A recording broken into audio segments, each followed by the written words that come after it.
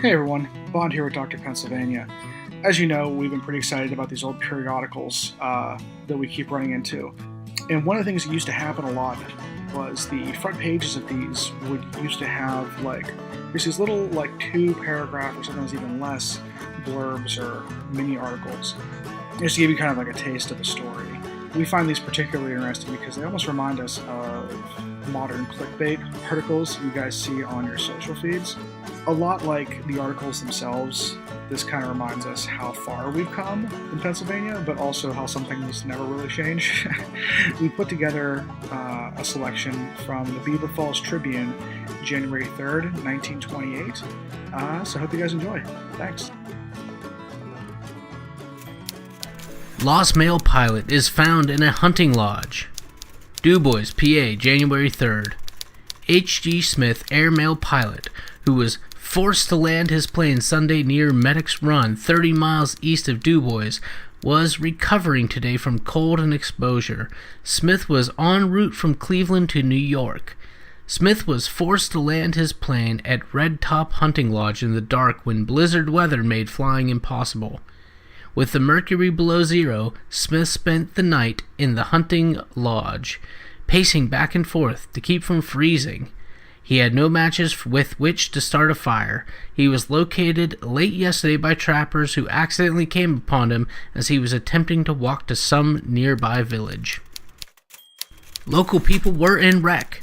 Mr. and Mrs. F. Brown Ranson of Joplin, Missouri, former residents of College Hill, Beaver County, arrived here Sunday for a visit with relatives and friends and are staying with the latter's parents, Mr. and Mrs. W. R. Cook, on 5th Avenue, College Hill.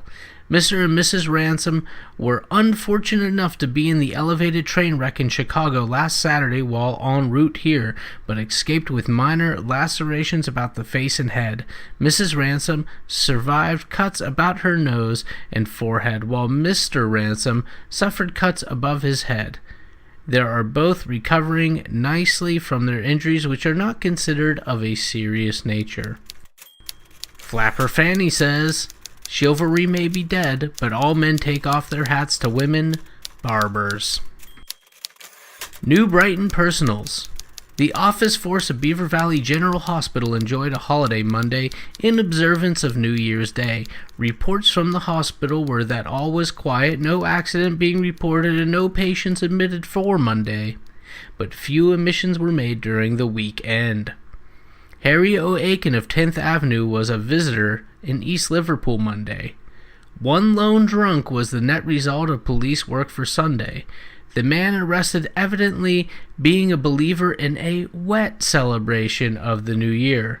Practically no disorder was reported and little signs of a wet New Year's. 2 men, brothers attending a dance at the junction, were reported to have celebrated with too much dampness and engaging in an argument found themselves interviewing the state police.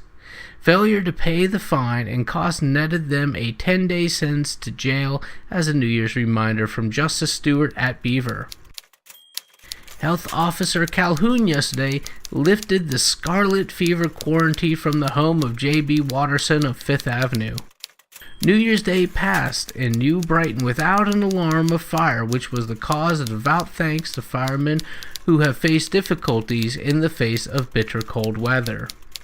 The old hometown was a deserted place Monday morning, not more than a dozen people having seen on the streets.